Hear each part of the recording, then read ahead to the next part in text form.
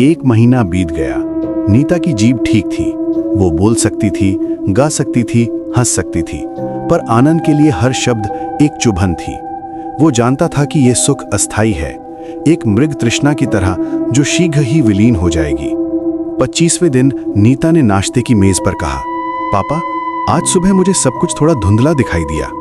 आनंद का दिल एक ठोकर खाकर रह गया। उसने नीता की ओर देखा।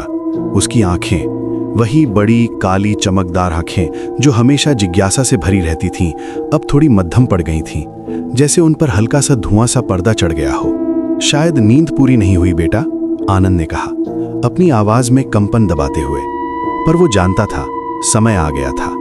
उस रात आनंद फिर उस पुस्तकालय के सामने खड़ा था। इस बार दरवाजा अपने आप खुल गया, जैसे वहां कोई उसकी प्रतीक्षा कर रहा हो। अंदर का नजारा और भयानक हो चुका था। दीवारों पर अब केवल खून के निशान नहीं थे, आंखें थीं। दसियों सैकड़ों आंखें दीवारों में सीधे जड़ी हुई, बिना पलकों के, सब की सब खुली हुई और घोरती हुई। हर आंख का रंग अलग था, कुछ काली, कुछ भूरी, कुछ हरी, कुछ नीली, और सब की सब आनंद का पीछा करती थीं जब वो अंदर चला। तहखाने का रास्ता अब और चौड़ा हो गया था, और उसकी सीढ़ियां अब सामान्य पत्थर की नहीं बल्कि सफेद हड्डियों की बनी थीं, मानव हड्डियों की। हर कदम पर एक कर्कश चरचराहट की आवाज होती। नीचे वही चौकी थी, पर इस बार उस पर आनंद की पत्नी का शव नहीं बल्कि नीता की एक प्रतिमा पड़ी हुई थी, मोम की बनी हुई, इतनी सटीक कि लग रहा था जैसे असली नीता सो रही हो। उसकी आंखें बंद थीं। ब्रह्म राक्षस की आवाज सुनाई दी, इस बार हर दिशा से आती हुई। समय आ गया है प्रोफेसर, तुम्हारी बेटी की आंखें अब धोखा देने लगी हैं। 1 हफ्ते में वो पूरी तरह अंधी हो जाएगी, और साथ ही हर चीज जो उसने कभी देखी है, तुम्हारा चेहरा, अपनी माँ की तस्वीर, सूरज की रोशनी, सब भूल जाएगी। उसकी यादों में से दृश्य गायब हो जाएंगे। आनंद ने अपनी मुट्ठियां भींच लीं। क्या चाहिए तुझे, क्या कीमत? तुम्हारी आंखें नहीं प्रोफेसर, तुम्हारी आंखें मेरे किस काम की? मुझे चाहिए तुम्हारी दृष्टि की यादें, हर वो चीज जो तुमने कभी देखा है। पहली बार बर्फ देखना, पहली बार समुद्र देखना, पहली बार अपनी पत्नी को देखना, पहली बार अपनी बेटी को देखना। मुझे तुम्हारी दृष्टि के सारे खजाने चाहिए, और अगर मैं दे दूं तो तुम हमेशा के लिए अंधे नहीं होगे। तुम देख सकोगे, पर तुम्हें कुछ याद नहीं रहेगा कि तुम क्या देख रहे हो।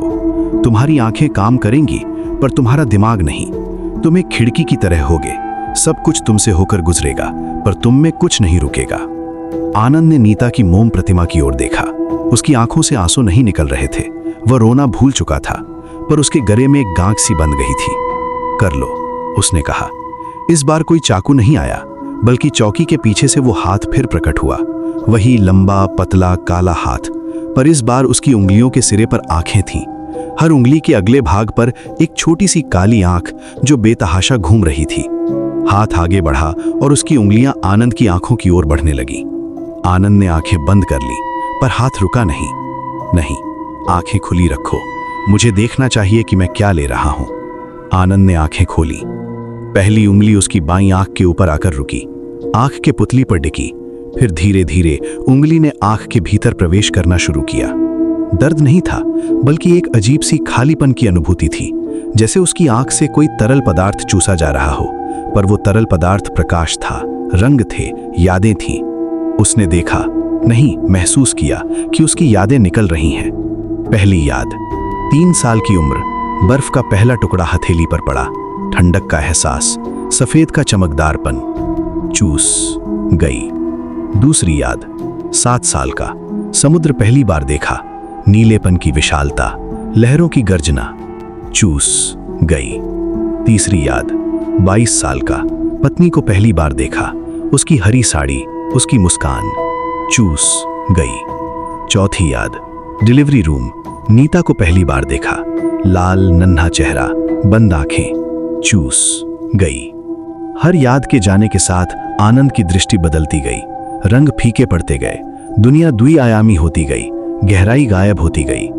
उंगली और भीतर गई, अब निकल रही थी सामान्य यादें। स्कूल की इमारत का रंग क्या था, अपने पिता का चेहरा कैसा था, पहली कार का मॉडल क्या था, बारिश के बाद इंद्रधनुष कैसा दिखता था। हर याद एक झटके के साथ निकलती, जैसे कोई उसके दिमाग से तस्वीरें फाड़ कर निकाल रहा हो। फिर दूसरी उंगली दाईं आंख पर आई, वही प्रक्रिया शुरू हुई। अब आनंद खड़ा नहीं रह सका, वह घुटनों के बल गिर पड़ा, पर उसकी आंखें खुली रहीं, वह बंद भी नहीं कर सकता था। उंगलियों ने उन्हें जबरदस्ती खुला रखा था। यादें तेजी से निकलने लगी। नीता का पहला कदम, उसका पहला स्कूल यूनिफॉर्म, उसकी पहली ड्राइंग, बीमारी से पहले का आखिरी स्पष्ट देखा गया चेहरा। अब आनंद को कुछ दिखाई नहीं दे रहा था, बल्कि वो सब कुछ देख रहा था, पर पहचान नहीं रहा था। वो जानता था कि उसके सामने दीवार है, पर उसे याद नहीं था कि दीवार क्या होती है। वो हाथ देख रहा था, पर उसे पता नहीं था कि हाथ क्या है। आखिरी झटका सबसे तीव्र था। उसकी आखिरी दृश्य याद, नीता का चेहरा बीमारी से पहले हंसता हुआ एक जोरदार चूसने की आवाज के साथ निकल गई।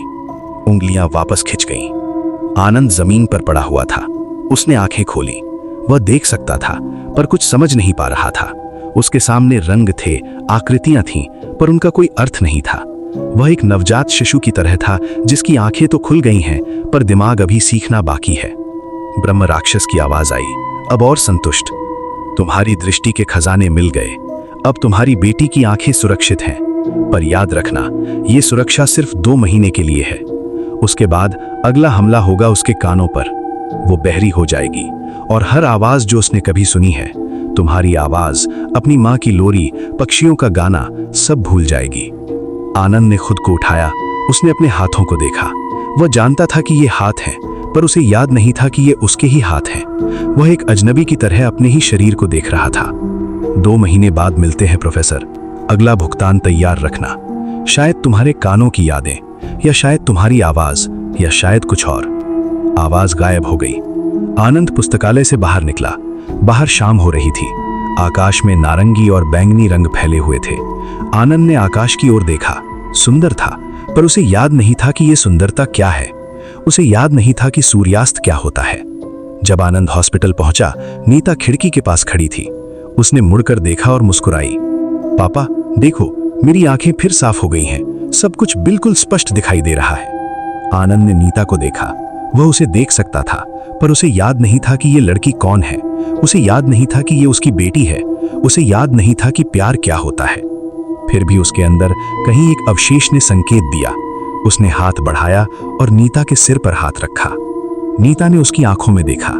पापा, तुम्हारी आंखें, इनमें कुछ नहीं है, खाली हैं। आनंद ने कोई जवाब नहीं दिया। वो बोलना भूल चुका था कि कैसे जवाब देना है। उस रात जब आनंद सोने गया, तो उसने सपना देखा, पर उसके सपनों में अब छवियां नहीं थीं, सिर्फ रंग थे, बिना आकृतियों के, बिना अर्थ के रंग, और एक आवाज जो बार बार कह रही थी, 2 महीने, कानों के लिए तैयार रहना। पुस्तकालय के तहखाने में दीवार पर नया शिलालेख उभर आया था। भुगतान प्राप्त, एक पिता की दृष्टि यादें, बचाया गया, एक बेटी की आंखें। अगला भुगतान क्या? समय 2 महीने। भूख बढ़ती हुई, और प्रतिमा पर नीता की मोम प्रतिमा अब आंखें खोलकर बैठी थी। उसकी आंखों में अब वही खालीपन था जो आनंद की आंखों में था। प्रतिमा के हाथ में एक छोटा सा कागज था, जिस पर लिखा था, अगला श्रवण, फिर स्पर्श, फिर स्वाद, फिर गंध, हर इंद्रिय, हर याद, हर पल, सब कुछ, तब तक जब तक कुछ बचे ना।